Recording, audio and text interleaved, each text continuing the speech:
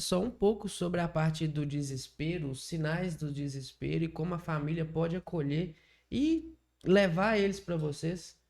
Eu estava falando antes do desespero, quando eu coloquei, sanar o desespero das pessoas é no momento onde elas veem tudo que elas construíram, tudo que elas fizeram em um risco iminente que não existe. Isso. E eu acho que o maior desafio é você conseguir mostrar essa inexistência para a pessoa no momento da catarse, né? Que a catarse é a liberação do afeto que acompanha o sentimento que a gente carrega.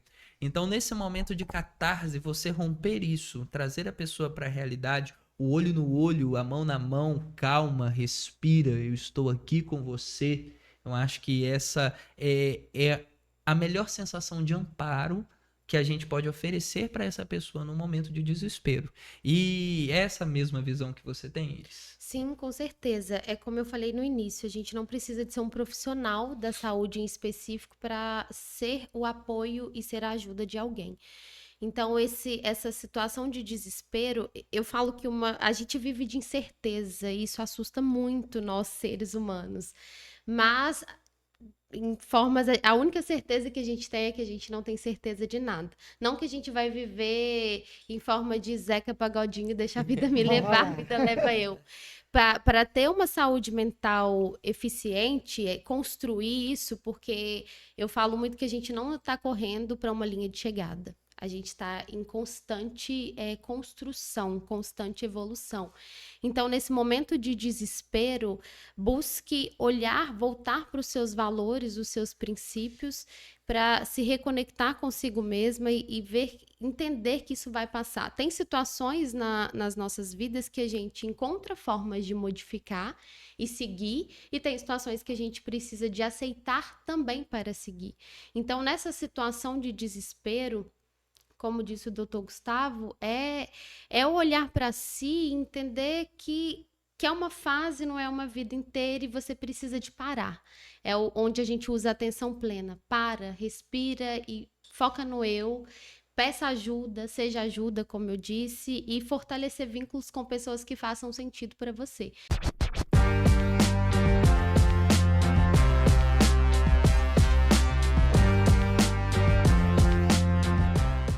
Seja bem-vindo a mais um episódio do We Podcast. O podcast do Gestão de Liderança. Iniciamos o mês do Setembro Amarelo, o mês da prevenção à saúde mental, e vamos trabalhar durante todo esse mês os 4Ds do suicídio, não é, Gustavo? Com certeza, a gente vai falar sobre a depressão, o desespero, o desamparo e a desesperança, sempre levando em consideração a campanha de valorização da vida. E hoje a gente trouxe como convidados aqui, né, Bruno? É isso aí, Maria do Carmo, nossa secretária de saúde da cidade. Muito prazer, Maria do Carmo, seja bem-vinda.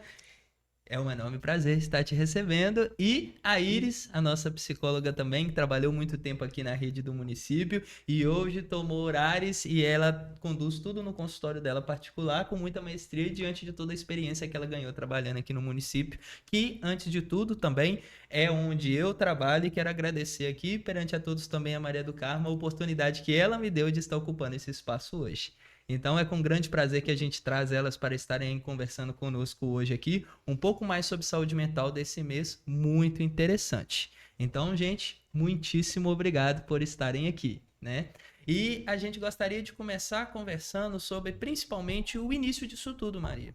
Então, a gente gostaria de ouvir um pouquinho da sua história e de como que você veio trazendo a relevância que a saúde mental tem hoje para o município de Rio Casca, que grande parte é demandado pelo seu esforço, que foi você à frente desse processo e do seu amor pela saúde mental que conseguimos construir tudo isso, não é verdade? Isso aí, Gustavo. Obrigada pelo convite, Bruno, Gustavo, Iris, estar aqui conosco.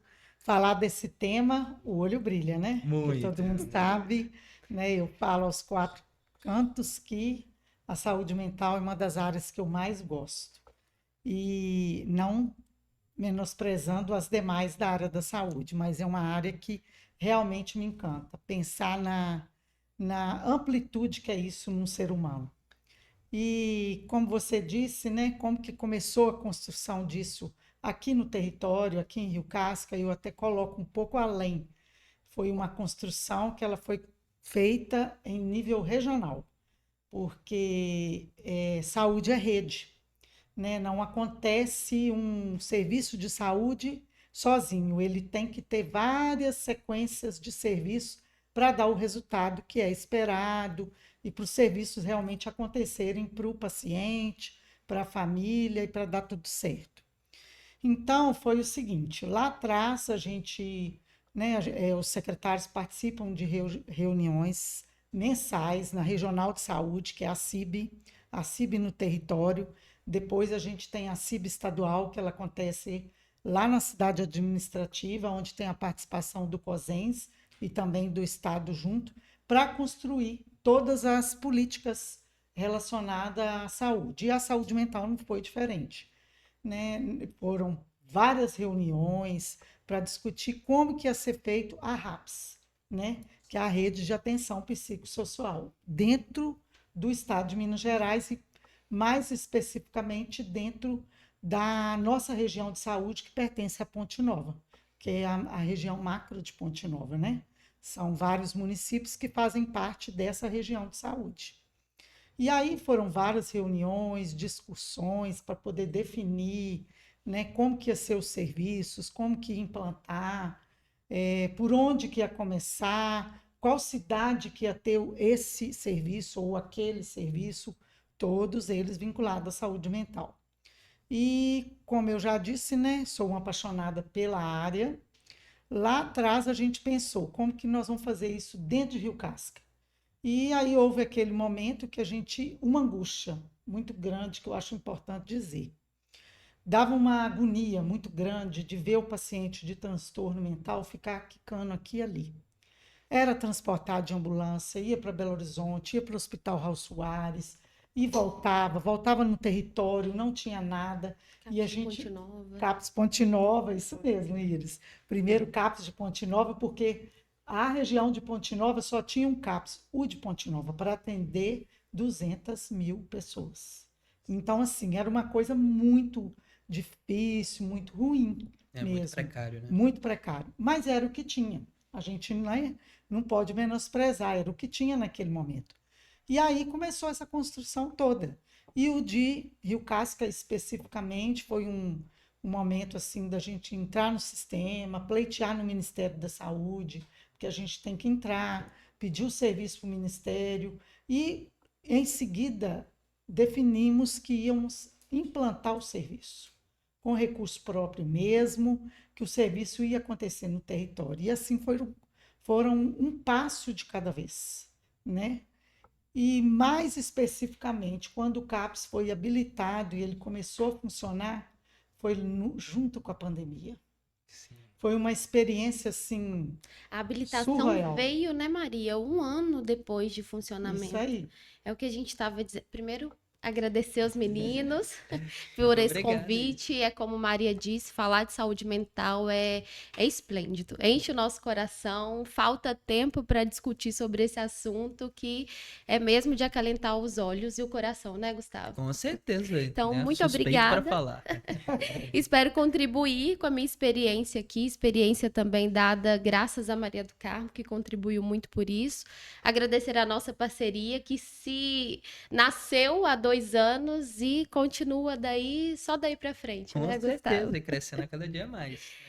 Retomando o que a Maria estava dizendo, o que a gente estava conversando agora há pouco, que ela foi muito corajosa e teve muito peito para montar um CAPS na cidade de Rio Casca, custeado pelo município, porque às vezes a gente encontra dificuldades custeado pelo Estado, pelo governo, e ela foi de peito aberto e coragem para fazer isso. O município custeou, acho que 1 ano e meio, né? Foi 1 E ano e depois meio. de 1 ano e meio, o Estado O o Ministério Ministério. trouxe esse custeio para É. nós, essa habilitação. Eu falo que tudo você tem que ter coragem e tem que ter equipe. Com certeza. E aconteceu, Equipe é não tudo. foi só com a minha vontade, foi com a vontade de uma equipe. E isso aí faz as coisas acontecerem. E o que foi assim um grande diferencial, porque a pandemia nós vivemos um tempo que a gente não sabia nada o que estava acontecendo, como que ia ser, como que seria a rotina, a insegurança, o medo dos profissionais, muita gente adoecendo, restrições de tudo, mas como tinha chegado, né, a habilitação e a gente tinha que ter um prazo porque o Ministério, quando ele habilita, você tem 3 meses para pôr para funcionar e demonstrar os números. O Você tem trabalho que, é árduo, né? e você tem que colocar no sistema. Sim. E aí foi quando aconteceu tudo isso, veio a pandemia.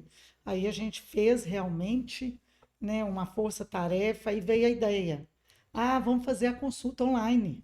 Foi o primeiro Começou. município que teve consulta online, Oh, que legal. foi na pandemia, que foi o CAPS de Rio Casca. E é uma excelente oportunidade que até o CFM nessa época se tornou mais adepto, principalmente por conta das consequências da pandemia e do isolamento social que aconteceu, e diminuiu fronteiras e facilitou principalmente dentro da saúde mental. A gente, né, Iris, que usamos até Sim. hoje, Para a psicologia abriu portas, né? A gente não tinha essa modalidade e foi assim um divisor de águas mesmo, que o resultado, a eficácia do atendimento é o mesmo do presencial e abriu oportunidades da gente estar se conectando em qualquer lugar do mundo com quem precisa desse cuidado com a saúde mental. diminuiu fronteiras, né? Eu acredito muito na seguinte questão: tudo que você quer fazer, você tem que ter coragem e inovar. Com certeza. Né? Não tem outro caminho. Na saúde não é diferente, não é diferente, na liderança não é. E naquele momento, o que que tinha? Tinha uma pandemia, tinha um CAPS que precisava funcionar, tinha pacientes precisando, e ao mesmo tempo eu lembro que eu liguei na época para o doutor Valdemar. Doutor O Valdemar. doutor Valdemar estava na praia em Guarapari, porque ele estava em período de pandemia. Aí eu falei, se o senhor tiver coragem e topar, nós vamos fazer a experiência. Ele falou, se eu não tiver de ir aí, nós vamos fazer a experiência. Aí contratamos a empresa, o sistema Way, para fazer as consultas online e tudo começou por aí. Muito bom. Muito E isso, antes de tudo, isso demanda não só uma coragem, que de fato é muito importante, mas também uma competência em conhecer as ferramentas necessárias para fazer com que o nosso objetivo acontecesse. Querendo ou não, existia uma população carente do serviço, né? Uma necessidade ali que, infelizmente, né, a doença mental ela não reconhece pandemias. Ou seja, com ou sem pandemia, o paciente que tiver que surtar vai surtar, se ele não tiver um cuidado, se ele não tiver bem amparado, né? A gente percebeu que as crises de ansiedade, principalmente a ansiedade social, elas aumentaram intensamente nesse período, principalmente o isolamento social que proporcionou com que as pessoas tivessem menos contatos, e o ser humano, como ser social que é extremamente necessário que ele se mantenha em algum meio, de alguma forma, e eu acho que até dentro do nosso desenvolvimento, da pauta que o Gestão levanta tanto dentro do digital, eu acredito que ele teve um crescimento exponencial durante esse período, e que inclusive os podcasts como o que nós fazemos hoje, eles tiveram as suas maiores visibilidades durante esse período. Com toda certeza. Né? Foi a oportunidade, né, que aconteceu e ali todo mundo abraçou e viu que tinha um outro caminho. E é tudo que você falou, né? A vontade de inovar, de buscar diferente e foco naquele objetivo, né? Que a gente percebe em toda a trajetória que você acabou de descrever aí. E o que dava, assim, angústia de ver como cuidar daquele paciente que estava numa crise muito intensa. O caminho que a gente tinha antes do CAPS era ir para Belo Horizonte, para o Hospital Raul Soares. Aquele paciente ia sozinho, ficava isolado, aquele paciente ficava dias por lá, né? Era uma transferência muito difícil desse paciente, né? Fazer essa transferência sanitária desse paciente, muito arriscada. Essa logística, né? Essa logística. E tudo isso. Aí a gente viu, não, a gente pode fazer isso aqui. É o que a gente tem que acreditar. Hoje nós estamos em Rio Casca, cidade de Minas Gerais, mas a gente está aqui, a gente tem que fazer as coisas acontecerem aqui. Sim. E na saúde mental não foi diferente. A coragem, a vontade de ter um equipamento para tratar do paciente em crise seria ter o CAPS aqui. E a gente buscou, graças a Deus, né? Trabalho de vocês, inclusive de todos da equipe, está aí, o CAPS funcionando. E através desse CAPS vieram muito mais outras coisas depois. Com certeza. Né? Iris está lá Sim, desde o início, né, Iris? Eu cheguei, acredito que ele tinha quase 1 ano já. Tem 3 anos e meio que eu fiz parte da equipe como psicóloga. Foi meu primeiro trabalho como psicóloga. Eu já havia trabalhado em um CAPS antes, mas não como responsável da área. E eu falo que hoje ter atuado na saúde mental como CAPS me formou 60% da profissional que eu sou hoje. A minha experiência, a minha vivência, experiência não, eu digo vivência com CAPS, vem desde os meus 10 anos. De acompanhar minha mãe como paciente do CAPS no seu período de depressão, e eu acho que essa paixão veio crescendo daí. Mas eu lembro que quando eu formei, eu falei assim, não quero CAPS. Já vivi a experiência de estágio, já vivi a experiência de 4 anos trabalhando, e surgiu essa primeira oportunidade de trabalho, que foi estar atuando em um CAPS adulto. Os pacientes brincavam comigo, essa menina. Sim, essa menina que se preparou muito para estar aqui, eu me construí junto com a equipe, junto com o CAPS também. Nós aprimoramos muita coisa, né, Maria? Diminuímos muito números ali, crescemos muito enquanto pacientes, enquanto profissionais, e para mim foi uma honra fazer parte da equipe. E mais uma vez, repito, 60% da profissional que eu sou hoje me formei ali no CAPS. Adquirir conhecimento, desculpa, de poder discutir com os médicos, você, né, Gustavo, doutor Valdemar e toda a equipe, de igual para igual. Então, ali foi todo mundo trabalhando junto com o mesmo objetivo, e nós tínhamos a Maria do Carmo, que era ali nossa líder, de nos dar autonomia para trabalhar, para desenvolver e fazer dar certo. E deu muito certo, e tá dando, né? Graças a Deus. E em sequência disso, depois veio os leitos, né? Os 4 leitos, que também faz parte da rede RAPS, né, que atende aí vários municípios. De 22 municípios, né, que os nossos leitos estão atendendo hoje. E eu acho formidável a forma como que isso nasce em uma ideia e de repente a gente percebe isso se tornando uma referência, né? Hoje o CAPS de Rio Casca é referência de 4 municípios com propensão e espaço para expandir isso, tanto pela qualidade da equipe, como o Iris muito colocou, o tratamento do paciente psiquiátrico, ele vai muito além da consulta com o psiquiatra. Então, por isso que é muito importante a gente ter uma equipe muito robusta trabalhando conosco, né? Não só dentro da psicologia, mas os enfermeiros muito bem capacitados que estiveram conosco lá. É estabelecido desde a portaria, né, Gustavo? Sim. Para estar ali tem que gostar muito, quebrar muitos tabus. Ou colocar perto da gente, que a gente faz gostar de qualquer jeito, né? Exatamente. Eu falo que o CAPS é apaixonante até você chegar lá. Depois que você chega, ninguém quer sair mais, e a gente vive essa experiência na prática. Com toda certeza. E essa formação, esse cuidado, esse vínculo estabelecido com o paciente, ele vem desde a portaria até o médico, vamos dizer assim, né? Que é onde vai atuar direta e indiretamente ali na questão da medicação.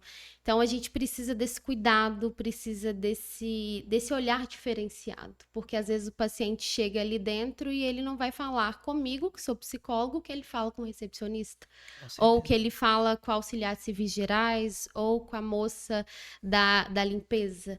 Então, isso tem que ser muito bem articulado e entrega mesmo de estar ali, porque é uma equipe de igual para igual.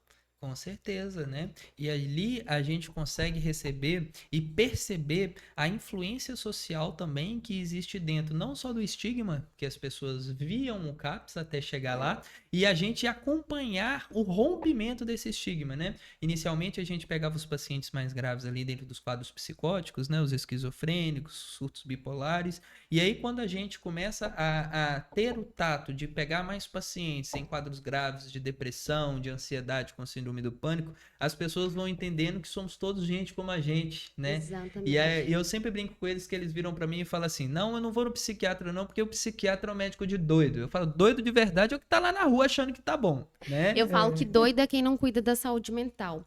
Hoje, eu saindo do CAPS e estando na área clínica, no particular, eu tenho percebido e visto o quanto a saúde mental grave tem crescido nos consultórios particulares. Pode ser uma questão de preconceito, não só, mas é o que a gente está vivenciando no mundo atual de hoje. A pressão está vindo grande. Com certeza. E eu tenho visto crescer esse transtorno mental mais grave, essa patologia que a gente só se via em CAPS. Às vezes a gente só se via em classe baixa ou classe média baixa, né? e tem crescido nos consultórios particulares. Então, eu acredito que isso vem mais uma vez para mostrar para a gente, para provar para a gente de uma forma prática o quanto é válido, o quanto é necessário falar sobre saúde mental. Não sei se você tem essa percepção. Bom, eu consigo perceber que talvez as pessoas, e eu sou muito um desses de linha de frente, Bruno sabe muito bem disso, que já existe uma certa estigma em sentar na frente do psiquiatra. E existe um estigma 3 vezes maior em sentar na frente do terapeuta. Então, muito do meu trabalho é estimular as pessoas a entenderem a necessidade e a resolutividade que uma psicoterapia tem. Eu digo que sempre o olhar mais difícil que a gente tem é o olhar para dentro. Porque é muito fácil a gente olhar e julgar o comportamento com o outro diante das nossas vivências. E eu sempre coloco isso dentro do quadro de empatia, quanto que as pessoas não conhecem o significado, o conceito da palavra empatia. Porque eles acreditam que empatia é você se colocar no lugar do outro. Quando, na verdade, empatia não é isso. Empatia é ter a humildade de entender que nós não temos a experiência que o outro tem para a gente se colocar no lugar dele. Portanto, a gente respeita a dor dele, acolhe e ajuda da forma como ele demanda. Então, eu digo, a melhor forma de ajudar a pessoa é perguntar para ela, você busca apoio ou solução? Porque muitas vezes as pessoas estão inseguras com as soluções que elas já criaram para si, mas que muitas vezes, por conta de uma crença limitante, elas têm uma insegurança em lidar com a própria decisão. E, nesse caso, elas precisam de apoio.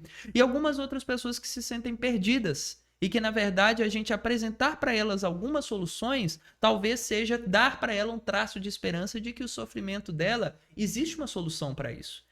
Sabe o que eu vejo hoje? E eu ouvi falar isso recentemente e me acendeu muito. Acredito que você vai concordar comigo. Eu vejo que na nossa profissão, eu como psicóloga, você como psiquiatra, eu digo de saúde mental. Nós, defensores da saúde mental aqui, a gente tem uma dificuldade que se chama eu acho. Eu acho o quê? Por exemplo, o mecânico, quando diz sobre um problema de um carro, ou o médico ortopedista, quando diz você está com uma fratura no joelho e você vai ter que fazer uma cirurgia, o dentista, você precisa de retirar uma cárie, sentados ali, nem precisa de ser dentro de consultórios ou do seu lugar de trabalho, sentado em uma mesa redonda, vamos dizer assim, quando ele fala sobre isso, ele não é questionado. Ou então todo mundo ouve, respeita e concorda, porque ele tem propriedade para falar sobre aquilo ali. Mas quando o assunto é algo relacionado à saúde mental, a transtornos mentais ou patologias, tem sempre vários eu acho. Ah, não, mas eu não acho que você tem ansiedade. Ah, não, mas isso aí não é depressão, isso aí é falta de ir à igreja. Pra que você toma remédio? Vai ficar dependente disso? Ah, minha tia toma remédio, hoje ela não consegue mais dormir sem esse medicamento, tarja preta nem pensar. Então tem sempre esses estigmas de eu acho que às vezes tira a nossa credibilidade, sendo que nós profissionais da área não achamos nada, porque nós estudamos muito, ainda estamos estudando, e a gente fala com propriedade daquilo que a gente se refere ao outro. Quando vem uma queixa ou uma fala para nós do que a pessoa está sentindo ou passando, de qualquer problema que seja, a gente tem propriedade porque a gente sabe do que está falando. Então, a gente não acha que o paciente tem ansiedade. A gente não acha que a pessoa está em um sofrimento psíquico. A gente estuda para aquilo ali. Estuda muito. Então, isso eu acho que traz o reforço desse preconceito e traz o reforço também das crenças de que psicólogo é coisa de doido, psiquiatra é coisa de doido, eu não vou num CAPS ou eu não vou procurar ajuda, eu mesmo consigo lidar com isso sozinho.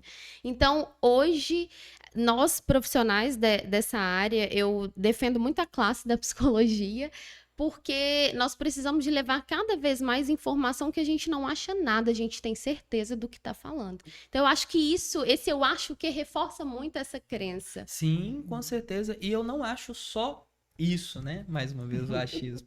Eu acho que é uma questão muito que quanto mais as pessoas subjetivam, mais amplo e difícil fica de você fazer um diagnóstico assertivo. Exatamente. Então, o objetivo da psiquiatria, da psicologia, do estudo da mente é, na verdade, objetivar. Então, antes de qualquer coisa, o que a gente precisa avaliar é o nível de disfuncionabilidade. Então, a pessoa apresenta alguma disfunção ou sofrimento no seu dia a dia decorrente de alguma alteração da função psíquica? Se sim, isso precisa ser tratado. Da mesma forma daquela pessoa que ela apresenta-se daquele estereótipo daqueles mais raros de se ver. Porém, não apresenta nenhum tipo de disfuncionalidade. Ela segue o dia normal, ela se alimenta, ela dorme, ela faz atividade física, ela frequenta psicoterapia e tá tudo bem. Então, a gente precisa entender também que dentro desse conceito existe a pluralidade. A gente não coloca os seres humanos dentro de uma caixinha. Eu costumo falar para os meus pacientes sempre que a grande parte do diagnóstico psiquiátrico ele serve para mim, como médico, que vou guiar o tratamento medicamentoso, farmacológico e psicoterapêutico dele também. Agora, para ele, isso não é um rótulo, né? Ah, mas eu tenho um diagnóstico de bipolar, eu sou bipolar. Você é o nome que seus pais te deram.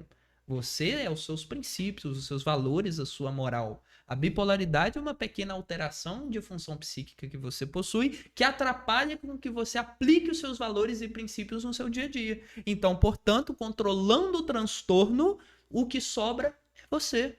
E é por isso que é importante a gente colocar esse estigma, que muitas vezes, principalmente quando a gente coloca de tratamentos de pacientes que trazem um transtorno desde a infância, como por exemplo um TDAH, esse paciente ele cresce sofrendo consequências do transtorno e que ele passa a acreditar que ele não é merecedor de qualquer tipo de ganho que seja, de qualquer tipo de benefício, de crescimento pessoal, porque ele simplesmente é o cara que foi rotulado como o cara que não faz nada. O problema, Exatamente. a ovelha negra.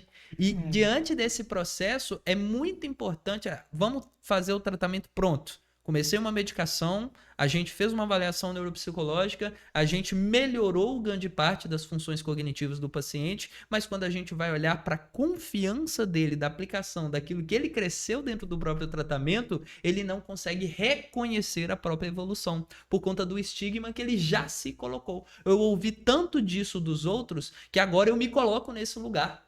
E é justamente o lugar que a própria psicoterapia vai tirar esse paciente. Na verdade, vamos entender o que você pode usar do transtorno como habilidade, vamos corrigir aquilo que é disfuncional, e por isso que eu falo que a base do tratamento não é a medicação, a base do tratamento é principalmente a TCC, a terapia cognitivo-comportamental, ela vai modular o comportamento dentro do pensamento e do sentimento que cada ser humano tem, e que modula principalmente a sua forma de se mostrar para o mundo e muitas vezes a sua forma de se enxergar por dentro. Eu costumo dizer que a terapia é a conexão com o cérebro. Eu falo isso sempre. Os pacientes, por exemplo, com depressão, o que o antidepressivo faz, não tirando a eficácia, o tratamento ele é em conjunto, mas a psicoterapia, a gente tem bases de evidências científicas que ela tem o mesmo efeito ou até maior que algumas medicações, em alguns casos. Não estou desmerecendo de forma alguma. A gente tem que andar assim, né, Gustavo? Exatamente, com certeza. Coladinho. Coladinho. E aí, eu costumo dizer que dessa conexão, porque às vezes o que o antidepressivo faz, a terapia também faz, que é conectar o ser humano com com seus valores, com seus princípios. E para tratar de si, primeiro você tem que gostar de si. É onde você se conecta com o seu eu. É o que você falou. Eu também sempre digo que você não é um transtorno. Você tem um diagnóstico, mas você não é ele. E o que a gente busca fazer diferente que vai trazer uma funcionalidade para o seu dia?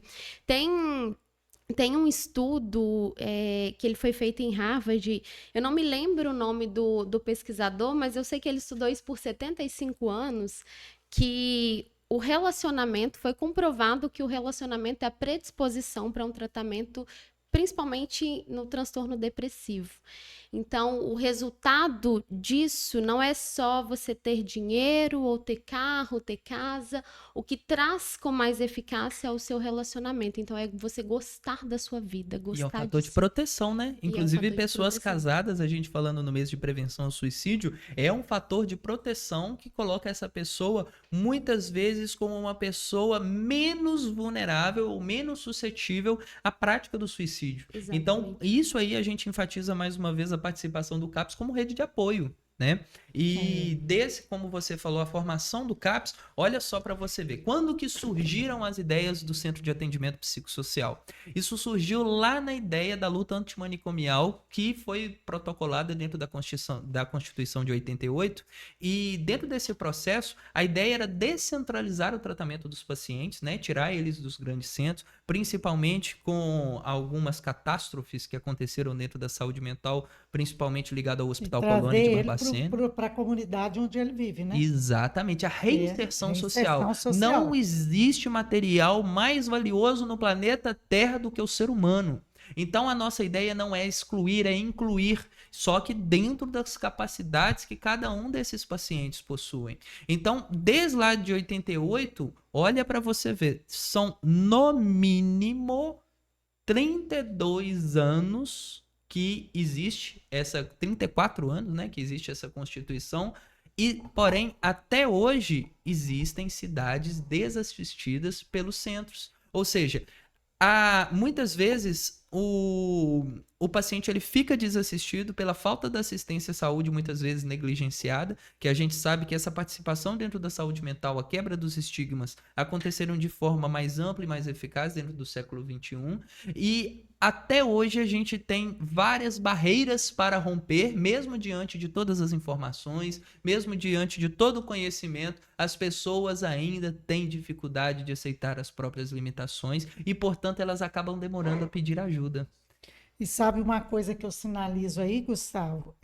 Tem uma informação, um dado que diz que 50% dos jovens vão adquirir alguma doença mental, né, ou a maioria, até os 14 anos de idade.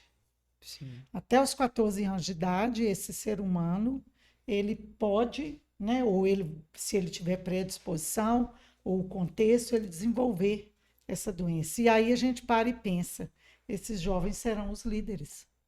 Exatamente. Esses jovens serão os líderes.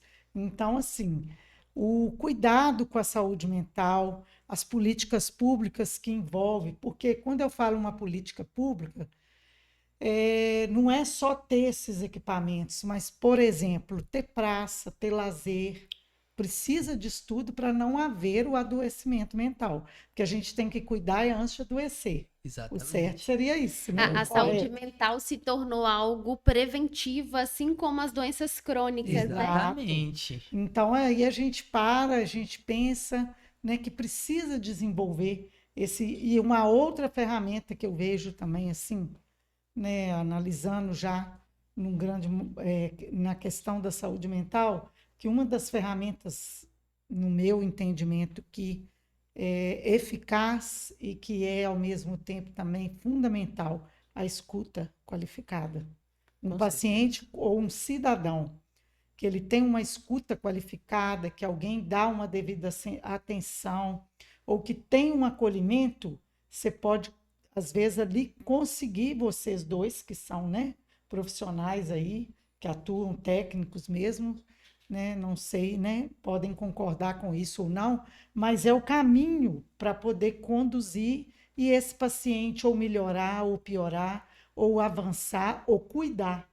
Né? Eu tenho um exemplo que eu lembro direitinho, que teve uma mãe que chegou na sala de vacina e ela foi levar o bebê para vacinar.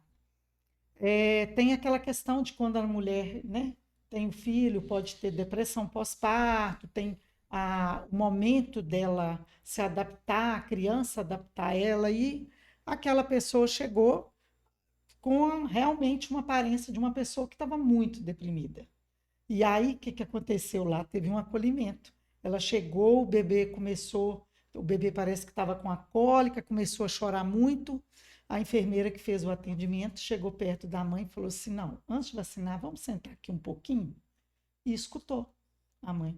Então, ali eu falo que, às vezes, as doenças mentais, elas estão sendo desenvolvidas, ou, né, essa pessoa escutou uma mãe que dali foi encaminhada para um outro serviço para dar o segmento. Então, hoje, a gente tem que preocupar muito com isso. Isso é o mínimo que pode acontecer no território. Sim, né? É mais uma daqueles... A escuta qualificada. Não é terapia, mas é terapêutico. É terapêutico, né? justamente. E isso não custa muito. Não, isso não custa nada. Tem o que está escrito até dentro do Hipócrates, o pai da medicina. Ele fala: conheça todos os protocolos, saiba de todas as técnicas, mas ao tocar um coração humano, seja apenas outro coração humano. E eu acho que isso é muita realidade. Jung formulou isso aí. Você copiou. Muito parecido, né? Sim. E dentro desse ponto, Jung é médico, né? Então, Sim. desde a formação, o juramento de Hipócrates, né? E dentro desse contexto, e também Jung é meu xará, né?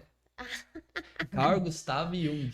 Então tá vendo? tá em casa. Maravilhoso. Tudo a ver. E diante desse processo, o que eu acho é que, principalmente, igual você falou, qual que é o nome da porta de entrada do CAPS? Acolhimento. Acolhimento. Então, a pessoa que chega lá, eu falo isso o tempo todo, né, Iris? Sim. Todos que chegarem ao CAPS serão acolhidos. Nem todos serão admitidos, mas todos serão acolhidos. Porque essa é a proposta. A nossa proposta é ouvir, a nossa proposta é traçar planos. E não só para a pessoa, porque a gente sabe que muitas vezes o sofrimento é familiar diante de uma família com uma vulnerabilidade social e uma pessoa dessa família, um membro dessa família com uma vulnerabilidade mental, um ponto de fragilidade mental. Que é aquela velha história.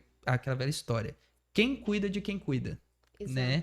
E isso demanda muito. A gente consegue perceber vários pacientes nossos lá no CAPS, o sofrimento da família como um todo, na tentativa de dar um Muito apoio. grande. Né? Na tentativa de ajudar.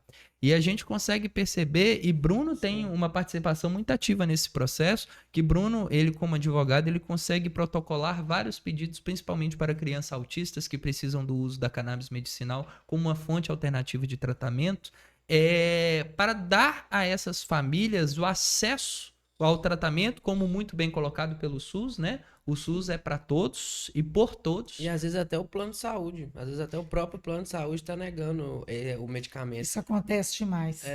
E aí eles falam, não tá lá na OMS, né? Mas... não é uma luta, é uma guerra. Exatamente. Mas graças a Deus já tem muita decisão favorável em relação a isso e a criançada tem conseguido o medicamento, sim. E é muito importante esse acesso. Sim, a gente precisa de diversas formas de inovar esse cuidado, né? Essa atenção. Acredito que até pela parte farmacológica, de medicamentos que precisam de ser inovados. Novas medicações boas chegando. Novas medicações boas. Essa nova adaptação com a nossa atualidade. Isso que Maria disse é importante e eu volto na minha fala sobre o relacionamento. Escolher com quem você se envolve, né? O capacitar profissionais que vão receber todo e qualquer tipo de pessoa, porque quem passa por uma situação difícil não é só quem chega em surto, ou em gritos, ou gritando por socorro.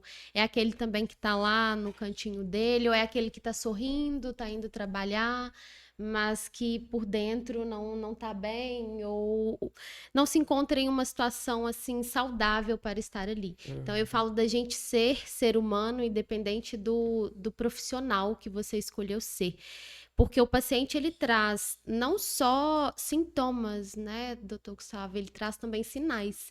E os sinais, a diferença é que os sinais é quando a pessoa começa a se comportar de forma diferente do que você está habituada, do comum dela que você tem convívio. E os sintomas é aquilo que ele vai dizer o que está sentindo de forma diferente. E esses sinais não é só o profissional da saúde, quem está dominando a área de saúde, quem recebe essas pessoas dentro de escritórios, consultórios, é qualquer um do seu ambiente que, vou dizer que precisa de um pouco de conhecimento e nós temos a obrigatoriedade de levar esse conhecimento, de não ser só um profissional de saúde, mas ser um ser humano disposto a oferecer algo de bom, uma palavra. Um educador também, né? Educador. E principalmente diante do transtorno. Não, é porque vocês comentaram, e dentro de tudo que vocês comentaram, eu queria levantar 2 pontos, e vocês podem continuar. Para falar um pouco mais sobre o preconceito, realmente o preconceito das pessoas em relação aos profissionais e ao tratamento, e um pouco mais sobre o que você iniciou, que é sobre a família. Como a família fazer essa identificação inicialmente, e como a família pode acolher e o que ela pode fazer para estar ajudando, porque às vezes as pessoas não percebem que tem um problema mental, né? Então, como que a gente consegue falar um pouco mais disso, sobre esses pontos? Quais são os sinais? Quais são os sinais, exatamente. Isso é um ponto muito legal que a gente vê, vamos começar do início, né? Vamos lá. Puxando aquilo que Maria do Carmo falou lá atrás, principalmente dos líderes que nós formamos no futuro e da incidência de doenças mentais que podem acontecer nas crianças e adolescentes de até 14 anos de idade, a perspectiva que a gente tem para isso. Eu acredito que isso tem muito a ver também com o ambiente onde elas estão inseridas. A gente consegue perceber hoje muitos transtornos semelhantes, são transtornos comportamentais semelhantes a um TDAH, semelhantes a um autismo, mas que estão ligados ao uso excessivo de tela, por exemplo, e que diminui o contato humano, diminui a habilidade humana, diminui os estímulos humanos e fala assim, olha que bonito, meu neném de 8 meses já sabe mexer no tablet. Escuta. Diminui a escuta, afasta as pessoas no mesmo ambiente, né? Eu falo isso todo dia, todo dia. Você sabe que eu gosto muito de criança e tenho um monte de afilhado. Eu falo isso todo dia com todas. Não deixa, por favor. Eu vi um vídeo ontem, eu até postei no meu Instagram sobre uma criança dando uma palestra de neurociência do cérebro da criança, que fala justamente isso, sobre a formação desse afeto do cérebro da criança até os 5 anos de idade, que vai refletir para a vida dela inteira.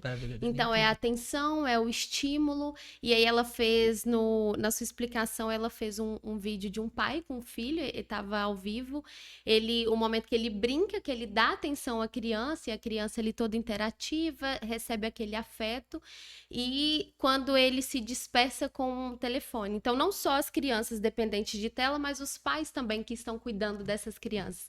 E aí a criança fica irritada, nervosa, querendo atenção, começa a chorar, se torna algo impaciente ali, e ela vai se sentindo rejeitada, não tem atenção, e como que isso reflete na sua vida dos 5 ao longo prazo, que talvez onde vai vir para os nossos consultórios, vai vir pela busca nos seus 20, nos seus 25. Quando vai, né? Quando vai. Quando surgir, e isso não só ligado, a gente percebe que também o consumo excessivo de açúcares ou de alimentos multiprocessados, isso atrapalha gravemente o desenvolvimento da criança, bem como a insegurança alimentar.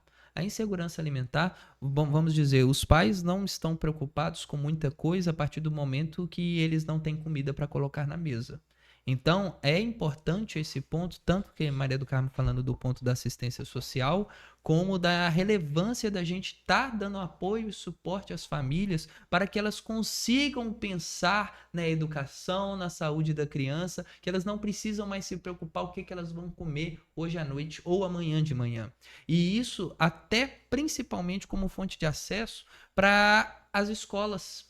As escolas dando as merendas nas escolas, merendas que são montadas e monitoradas por nutricionistas da rede. Então a gente consegue perceber a parte pública, ela tomando a sua participação necessária diante desse processo, principalmente para entregar aquilo que é necessário para a criança, bem como acompanhamento escolar, né? O retorno dos professores para os pais sobre o comportamento do aluno, a proeficiência desse aluno, como que o aluno tem se comportado, como que ele tem participado, tudo isso da via escolar também é muito importante e ajuda a gente não só a fazer os diagnósticos, como na condução dos casos, né? Para a gente garantir esses pontos de evolução, a gente conseguir quantificar isso. Isso que é um ponto que eu acho muito relevante. E quem sabe, quem já tratou um transtorno do desenvolvimento, sabe que o tratamento principal não começa pelo paciente, começa pelos pais. Exatamente. Né? Então, a gente fazer essa parte de psicoeducação é um ponto fundamental do tratamento. Eu falo que muitas vezes as dificuldades que as pessoas têm com seus respectivos psiquiatras, aqueles que não se identificam, muitas vezes acontece porque eles sentem como se fosse, eles não se sentem acolhidos porque eles sentem como se fosse uma consulta daquelas que você chega na sala, o cara coloca o esteto no seu peito e fala, é isso, toma, vai embora. E só não te explica. Então, o que eu falo muito com os meus pacientes é, principalmente, é minha função fazer com que eles entendam a própria disfunção. E eles entendendo a disfunção, eles trazem a pergunta, então, doutor, como que eu posso melhorar isso? Porque antes eles chegam e falam, o que você vai fazer para eu me sentir melhor?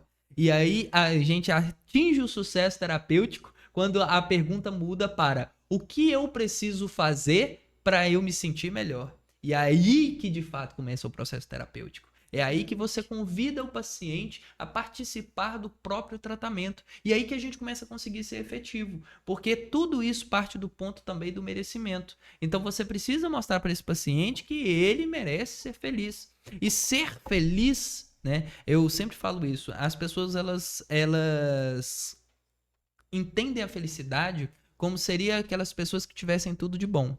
Mas a partir do momento que você não está bem, você pode ter tudo de bom que você não conhece reconhecer isso. Você não consegue reconhecer isso. Tem que ser de dentro para fora, né? E aí, uma fala que eu digo e que sempre impacta as pessoas é que uma pessoa feliz não tem tudo de melhor. Uma pessoa feliz transforma tudo em melhor, né? E esse processo de transformação, de receber das mazelas da vida como uma melhor forma, inclusive eu falo isso muito na sala de aula para os meus alunos, principalmente quando eu estou falando sobre o luto.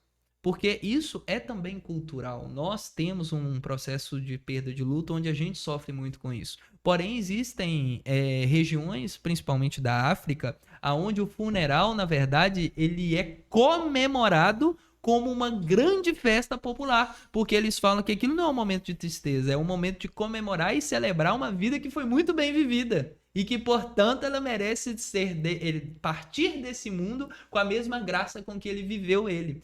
E eu desejo que lá dos meus 150 e tantos anos, o meu funeral seja uma grande festa, com preferência, alegria. muita comida para todo mundo que fala, esse rapaz viveu, esse rapaz errou, reconheceu o erro e evoluiu com isso. Porque, no final de contas, é isso que a gente está aqui para fazer. Exatamente. A gente está aqui para evoluir e o principal ponto de evolução é quando a gente entende que a gente precisa transbordar, que é trazer o outro junto conosco. A vida não faz sentido se a gente cresce sozinho. Então... Eu acredito que, assim, pensando em políticas públicas, que é a área, né, que eu atuo, na área da gestão, melhorou muito, avançou, tem muito a avançar na parte específica da saúde mental, tem muita coisa a fazer, mas, ao mesmo tempo, a gente vê que as pessoas, o mundo, está com um olhar diferente para isso, porque as próprias empresas, né, hoje, pensam em cuidar dos seus colaboradores, a gente está vendo isso crescendo. As empresas estão pensando, né? Agora tem uma lei nova que dá um incentivo, né, para as empresas que têm esse olhar e que demonstram isso de alguma forma com os seus colaboradores, e isso a gente vê. Por quê? Porque justamente as pessoas estão agora começando a olhar uns para os outros como pessoas.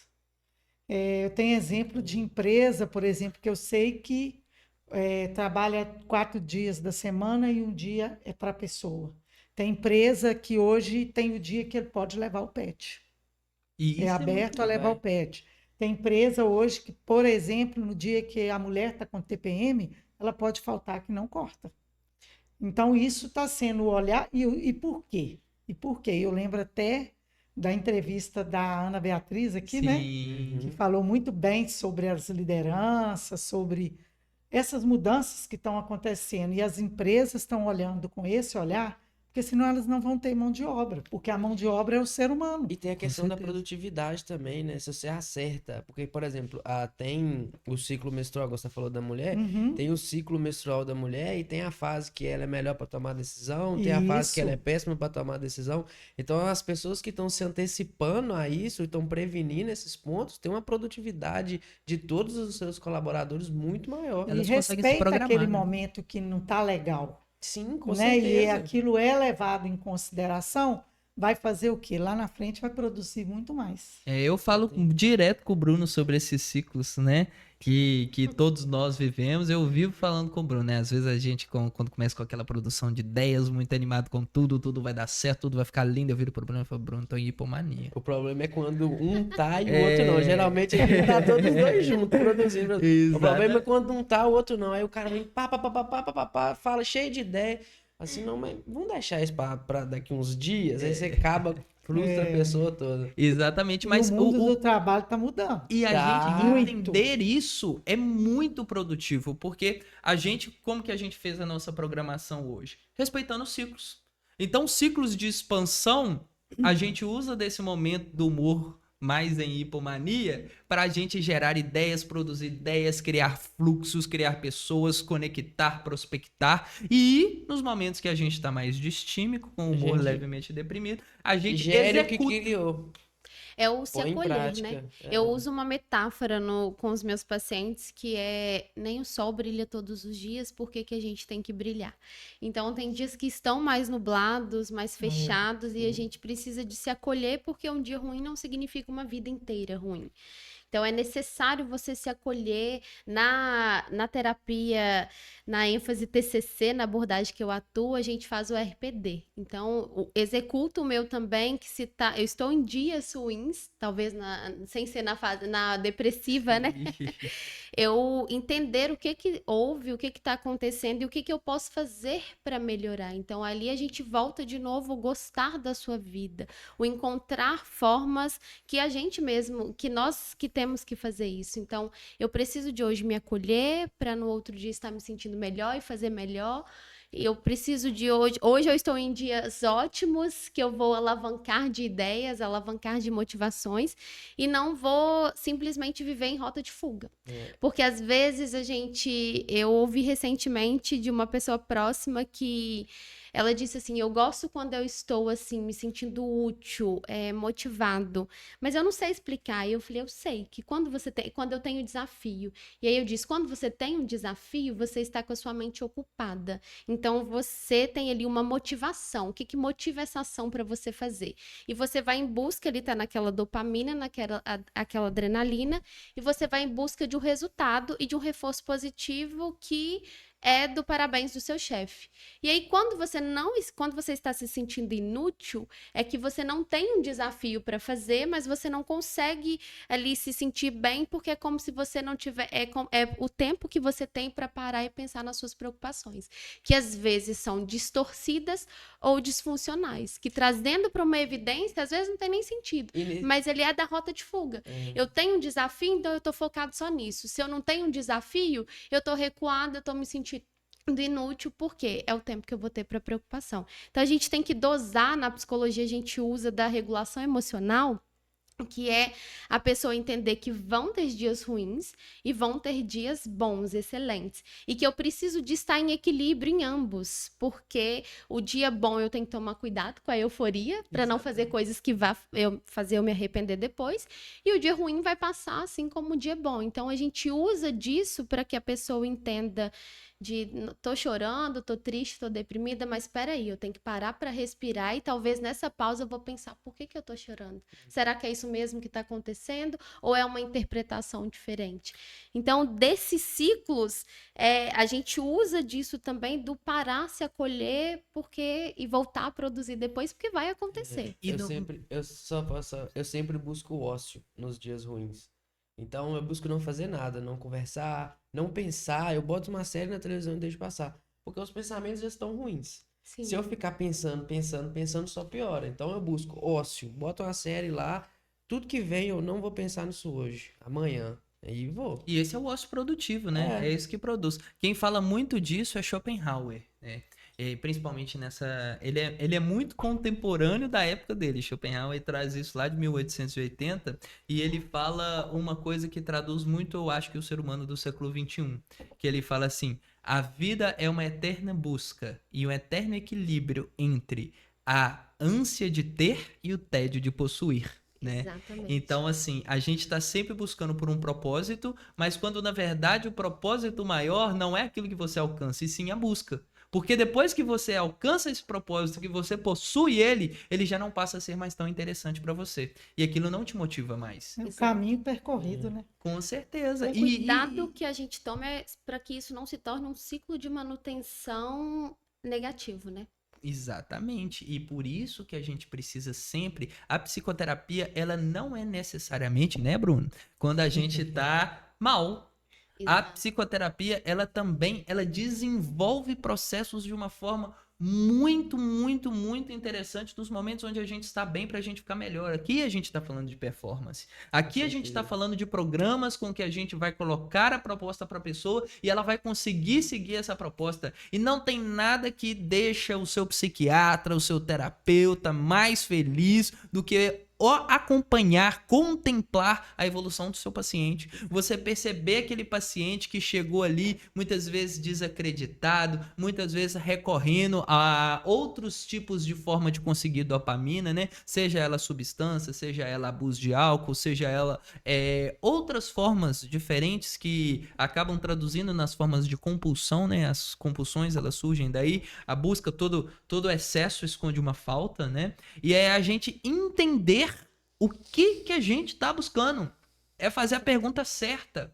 É entender, olha, as coisas, em algum momento de tudo que eu fiz até aqui, eu me perdi. E eu não me encontro mais aqui. E isso eu falo da minha vida profissional lá atrás, onde Maria do Carmo também estava presente, né, Maria? No início de tudo bem, aquilo. você falou, não, é isso que eu Bela quero. Vista. Exatamente. Eu quero é a psiquiatria. E o caminho é esse. Eu falei, então vai. Com Você certeza. tem que ir aonde seu olho brilha. E sempre Deu certo. sou muito grato porque sempre tive todo esse apoio, né? É um apoio muito importante que me motivou, que me impulsionou. E eu acho que isso às vezes é o que falta um pouco nas pessoas, né? Porque elas muitas vezes elas se preocupam e elas se sentem confortáveis numa zona de conforto extremamente desconfortável. Então elas falam, não, mas minha E vida... acaba tendo um adoecimento mental. Aí que acontece o adoecimento. Chega nisso aí. Quando a pessoa começa a questionar, poxa, mas eu tenho tudo, estou me sentindo assim. E aí aqueles que não entendem que estão à volta piora a situação falando, mas você tem tudo, por que você tá desse jeito? Né? E isso não ajuda a pessoa em nada. Falo, pronto, eu tinha um problema, agora eu tenho 2, muito obrigado, né? Então a rede de apoio, ela é muito importante, principalmente no primeiro acolhimento, no apoio e depois mostrar essas... vamos dizer, a parte boa da vida da pessoa no momento que ela tem olhos para ver isso. Quando ele tem capacidade cognitiva de entender isso. Isso eu falo até, a gente pega uma carta de Camões, onde ele coloca uma parte do que está escrito na carta de Pero Vaz de Caminha, lá de 1500, no descobrimento do Brasil. Quando ele traduz da seguinte forma: quando chegamos aos litorais da nova terra, encontramos lá moradores desta terra que não nos reconheceram de imediato e só depois que desembarcamos fomos recebidos de uma forma cordial e, portanto, conseguimos entrar em contato com este novo povo, né? O que ele quis dizer? Os índios não viram as embarcações. Poxa, mas como é que eles não viram as embarcações? Aquelas naus, navios gigantescos, e de repente você que senta na beirada da praia para ver o horizonte todo dia, você olha para o horizonte e tem algo gigante chegando para você.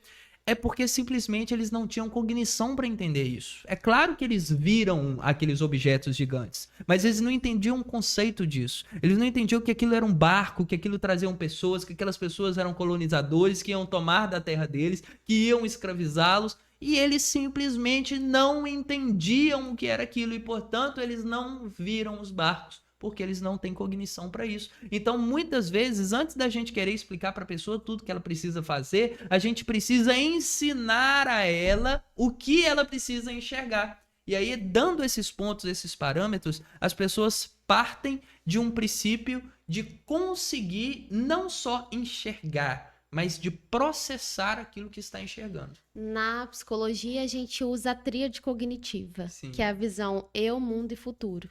E aí a gente usa, que é né, nós funcionamos sobre pensamento, emoção e comportamento.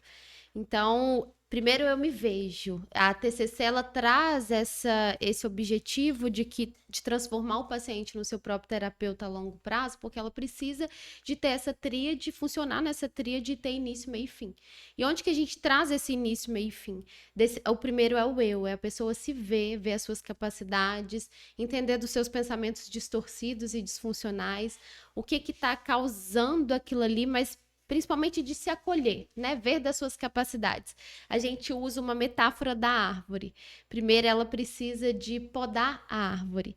E depois a gente entra para a fase intermediária, que ela é entender a crença, o que levou ela aquilo ali, de onde que vem. Porque todos nós, a nossa cultura, né? Desde quando nós nascemos, a gente tem uma crença de algo. A gente é condicionada a uma crença. E às vezes ela impacta de uma maneira negativa, onde a pessoa não consegue se ver, ter essa visão do eu. do eu, mundo e futuro, né? Sim. E aí, por último, na fase final, a gente chega de consolidar tudo isso, de reunir essa inicial intermediária, de podar a árvore, de tirar as folhinhas secas, de podar a árvore e fortalecer a raiz, porque ela precisa de prosseguir a visão de futuro. Ela vai voltar e pensar, distorcer isso, né? Entender o que é a crença, qual que é a evidência que ela tem disso e desbravar, eu digo, daquilo ali com a sua própria capacidade. Nós somos mediadores, nós não somos resolução de problema. Exatamente, somos catalisadores. Eu costumo falar que a verdadeira terapia só começa com o rompimento das certezas, né? Que toda certeza que é muito solidificada, ela tende a ser quase um pensamento psicótico, né? Sim. Porque desde a filosofia socrática que a gente traz, a gente coloca que o ponto zero do paciente é onde ele vira e fala assim: uai, doutor, então não tô entendendo nada. Aí você fala, então a gente começa daqui. Que é o famoso, parafraseando Sócrates de uma forma diferente, o só sei que nada sei.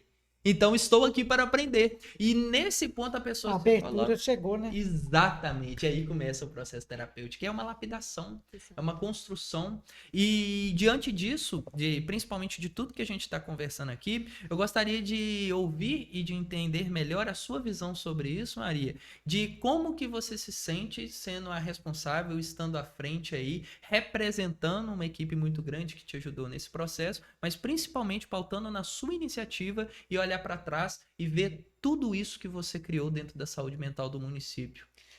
Primeiro não fui eu que criei, foi uma equipe. Sim, mas Ninguém faz nada alguém sozinho. estava à frente dela, né? Sim. Mas assim, eu consigo, né, fico muito grata e consigo enxergar o como isso foi bom, o como isso foi importante e essa construção toda da saúde mental aqui, né, vamos falar do território aqui do município onde, né, eu estou ainda na gestão e a gente está construindo isso junto, fez muita diferença, principalmente na vida das pessoas, porque as coisas são muito boas, ela pode até dar um resultado, ter uma eficiência, mas quando você vê a melhora de um paciente, você vê a socialização de um paciente e você vê um resultado daquilo ali de longe, aquilo ali sim é o que eu falo, não, que bom, deu certo. Então, isso é que é o gás para a gente fazer mais, é o gás para a gente pensar mais à frente, né, e entender que é isso aí. Política pública, né, serviço de saúde, atender as pessoas, o papel de quem trabalha na saúde é esse. É a gente pensar no que eu posso fazer para melhorar a vida daquela pessoa. Claro que tem a parte relacionada que é a pessoa com ela. Mas quando a gente vê um serviço implantado, quando a gente vê uma construção em região e você para de ver alguns sofrimentos, porque tinha muito sofrimento. Tinha muito sofrimento envolvido antes Sim. da gente chegar aonde chegamos aqui. Então a gente vê, não, mas valeu, tudo valeu muito a pena. Então, o que eu sinto mesmo é gratidão de ter sido parte integrante dessa história, desse crescimento para o município, para os profissionais, né? E a gente vê que é aquilo que eles falaram, né? Quando você entra no serviço de saúde, que você se identifica com aquilo, você não quer sair mais, não. Né? É isso que Aquilo faz ali nossos olhos brilharem, né? faz o olho brilhar e falar, não, é aqui mesmo que é aonde que eu vou crescer, vou desenvolver e as coisas vão acontecer. Você vai disposta, né? Disposta a buscar melhorar, não só fazer melhorar, mas a buscar. E eu acho que é uma melhora em conjunto. E é como você disse, Maria, a gratidão se torna nossa por conta do outro, porque é literalmente uma motivação quando você vê a gratidão no outro, assim. Não que a gente precisa disso para funcionar, mas quando você olha ali, né, Gustavo, para o paciente e fala, nossa, É uma recompensa pessoal, né? deu certo. E também você tá estudando para isso, né? Sim. É bom ver, visualizar o nosso trabalho, o nosso esforço gerando resultados. Com Exatamente. certeza. E coisa simples, né? De ver a pessoa retomar a vida dela, de ver a pessoa estar socializando, convivendo. Com certeza. Né? Tem casos que às vezes a gente vê que a pessoa ela vai seguir um caminho ou ela vai seguir outro caminho. O que importa ela sair do sofrimento, porque tem muito sofrimento envolvido ali, Sim. o contexto dela, da família dela, e ver a pessoa seguir a vida. É só isso. Você trazer para a pessoa um alívio daquele desespero que ela está vivendo.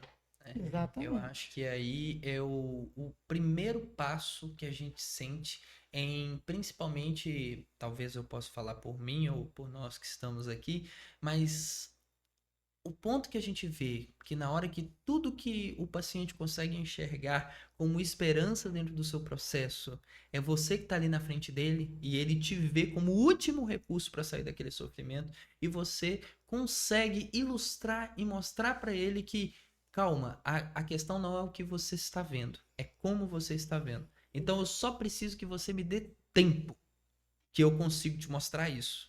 E aí, quando o paciente ele te dá esse voto de confiança, esse elo, essa relação médico-paciente, essa construção aí que a gente começa a ver as coisas acontecerem.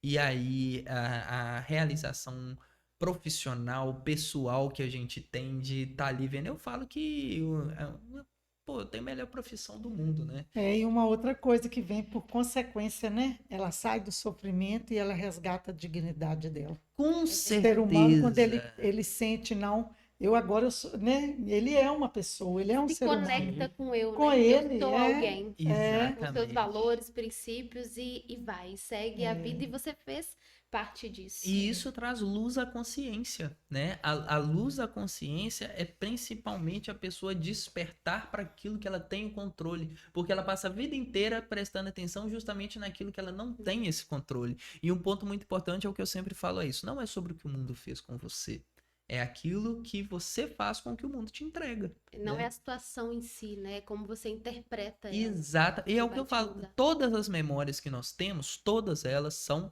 falsas. Por quê? Porque elas não são a memória, a lembrança do que aconteceu. Ela é a interpretação que você teve daquele momento, do ponto de vista daquilo que você viveu naquela situação. E é assim que a gente ressignifica os traumas, né? Que a gente mostra perspectivas diferentes, pontos de vistas diferentes da mesma situação. Só que existem os destrutivos e os construtivos. E nós estamos aqui para pautar na construção do processo de recuperação mental do outro.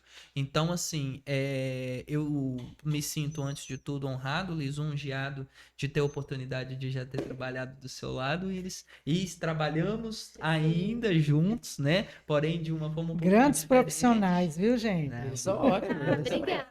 mas, parafraseando Maria do Carmo, nós não crescemos sozinhos, né? É Exatamente. tudo uma equipe. E Uma você equipe. também faz parte dessa equipe. Hoje a gente não teria a parceria que a gente tem se a gente não trabalhasse no lugar onde você nos proporcionou a oportunidade de estar lá. Então, com certeza, a oportunidade, a gratidão que a gente tem, não só de tudo que a gente já construiu até aqui, mas de estar te recebendo aqui nesse espaço que a gente fez aqui com tanto carinho, com tanta visibilidade de futuro, com tanta vontade, com tanta garra, de a gente transformar isso em coisas cada vez maior, para trazer relatos como o seu de pessoas que fizeram uma importância gigantesca na vida de tanta gente que você não consegue nem imaginar. Então, é um prazer muito grande receber vocês aqui.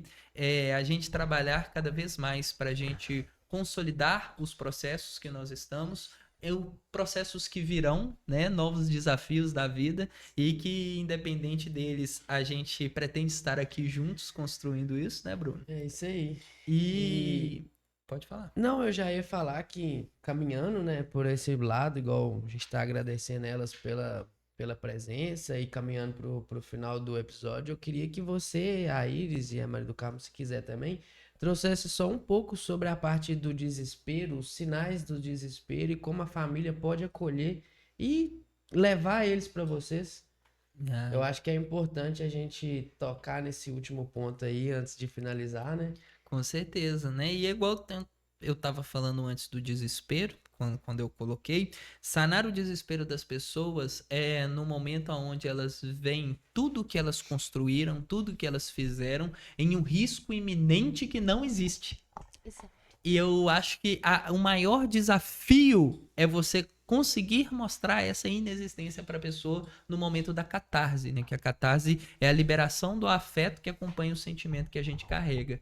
Então, nesse momento de catarse, você romper isso, trazer a pessoa para a realidade, o olho no olho, a mão na mão, calma, respira, eu estou aqui com você. Eu acho que essa é a melhor sensação de amparo que a gente pode oferecer para essa pessoa no momento de desespero. E essa mesma visão que você tem, Iris? Sim, com certeza. É como eu falei no início, a gente não precisa de ser um profissional da saúde em específico para ser o apoio e ser a ajuda de alguém.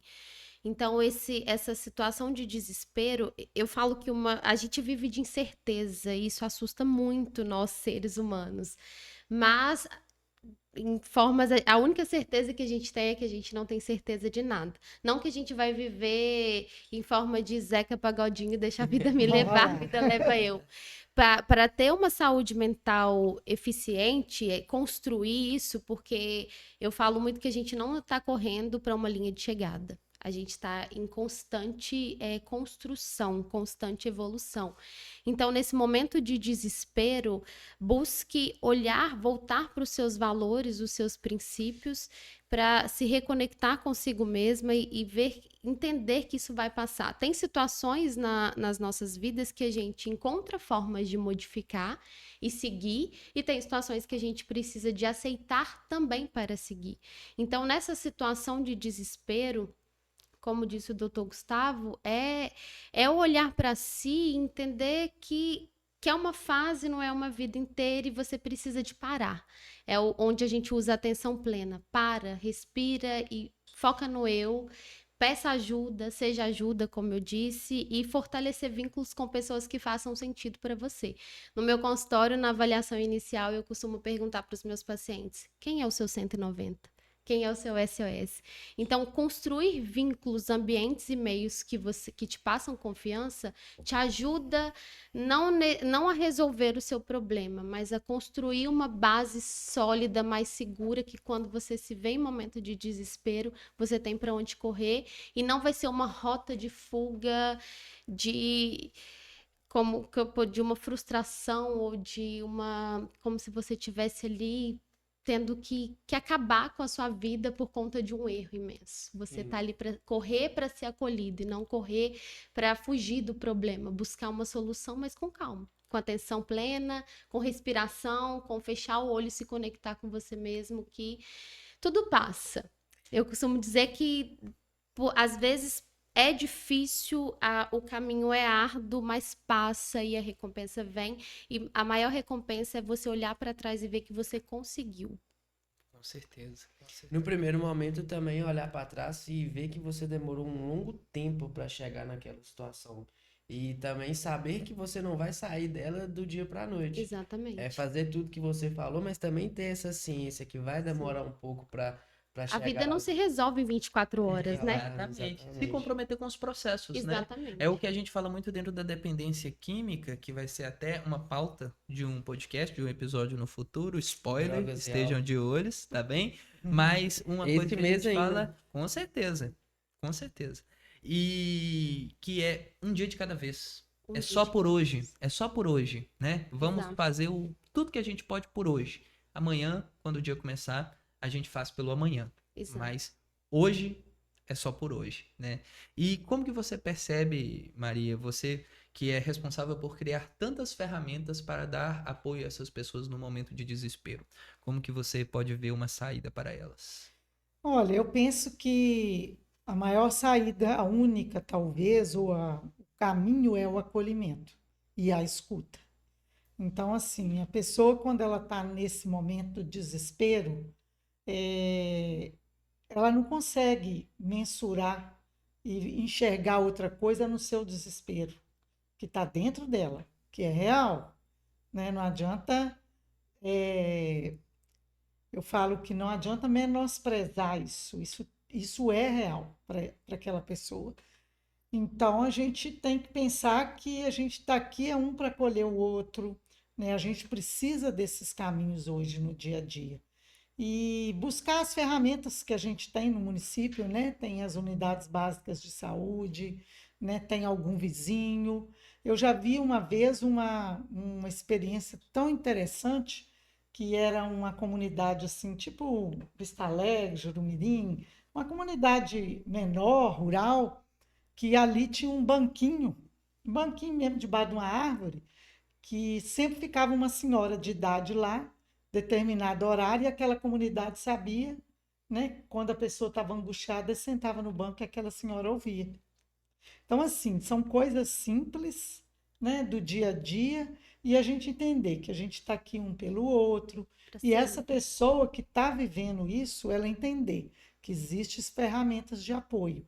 Inclusive, tem o DISC, né, que você pode ligar, Sim. né, E qual que é pode o número do DISC? conversar, 188 do 188. CVV. Você pode ligar, você pode conversar, você pode procurar, né, ajuda nos espaços de saúde. E é isso, a pessoa entender que tem um caminho. Exato. Eu tive a experiência de ligar para o CVV e para ver como funciona. Quem quiser fazer o teste ou quem realmente precisar, não é só de testar, a gente ligou e para ver porque tem uma lista de espera.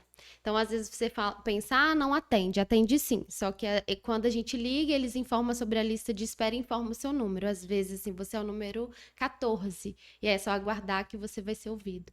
Então, há caminhos, há Há sempre caminhos. uma luz no fim do túnel.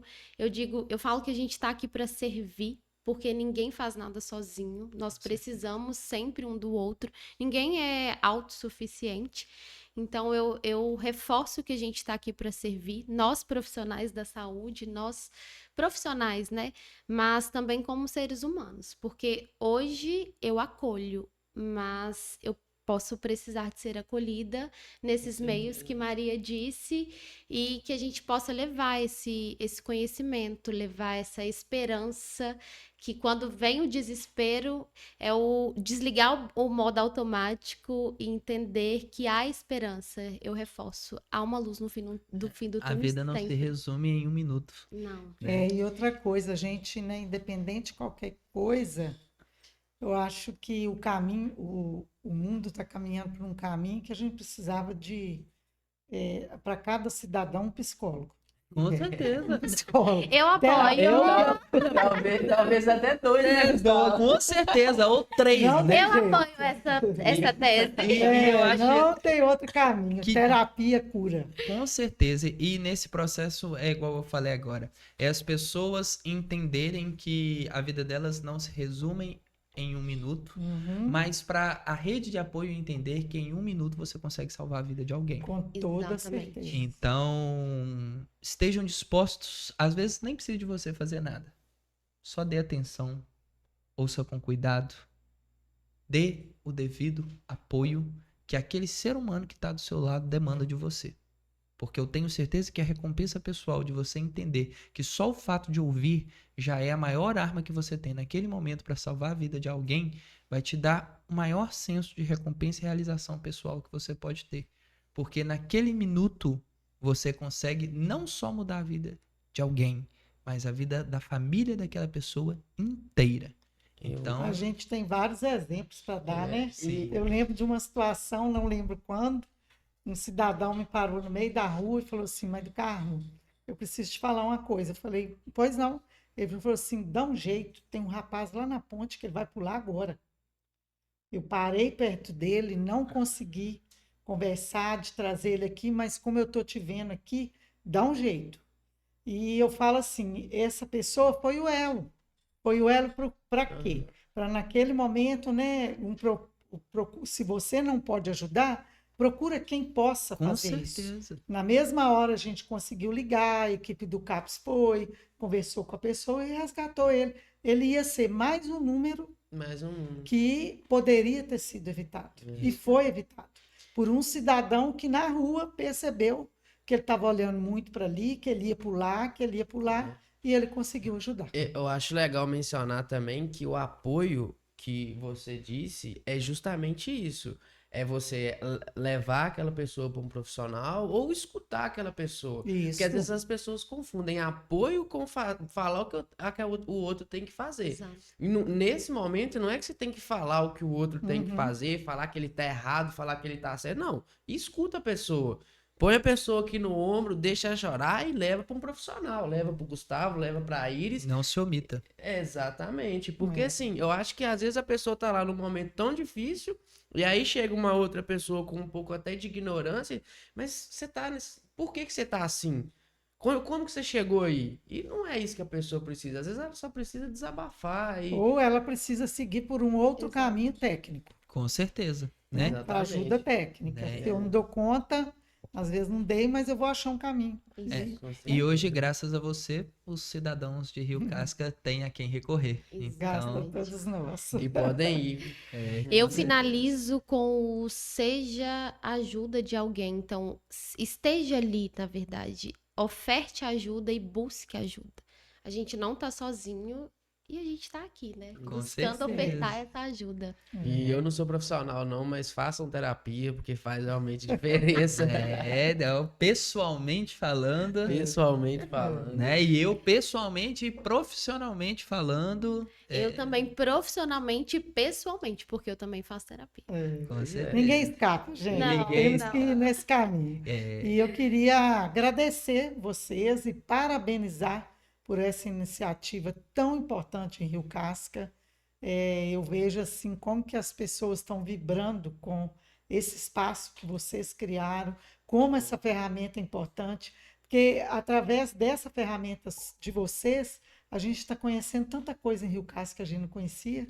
E está sendo tão bom ver, né, tanta coisa boa e tanta vida envolvida nisso e, ao mesmo tempo, dizer que é assim mesmo que avança uma cidade, é com coragem. Pois E é. vocês dois tiveram muita coragem. E é só o Parabéns. começo. e E a é gente só o começo. agradece muito pelo seu engajamento, pelas suas palavras e por vocês que estão aqui nos assistindo também, que a visibilidade de cada um de vocês vai tornar o nosso negócio cada vez maior e que a nossa voz e a daqueles que nos acompanham aqui cheguem cada vez mais pessoas, melhorando a qualidade de vida, não só na saúde, mas na educação, dentro da gestão, em todos os campos, porque aqui nós não falamos de assuntos específicos, nós falamos de pessoas. E, mais uma vez, muitíssimo obrigado pela presença de vocês. Obrigada. É sempre um gigantesco prazer poder recebê-los aqui. Obrigada, Gustavo. Obrigada, Bruno. Obrigada também, Maria do Que Carmo, isso. pelo enorme prazer de conviver com ela 3 anos e meio. Com Vamos conviver certeza, muito ainda, isso. se Deus quiser. Vamos, grandes Maria projetos vindo aí. Amém. E vai fluir, né, Maria? Ó, sim, A Maria vai. foi a quem germinou, nós somos a sementinha e ela que germinou porque ela plantou, né, Com Gustavo? certeza, com Então, certeza. muito obrigada. É um prazer enorme, uma honra enorme estar aqui sentada ao lado de pessoas assim essenciais hoje na nossa realidade, no nosso mundo de hoje em dia e eu compartilho da fala de Maria. É o primeiro passo de muito acolher que vocês terão. Ah, Isso muitíssimo aí. obrigado. Muito por obrigado, todos. muito obrigado pela presença, por compartilhar os conhecimentos de vocês. E é isso, galera. Então, até a próxima. Até a próxima. Estejam ligados no próximo episódio. Um abraço.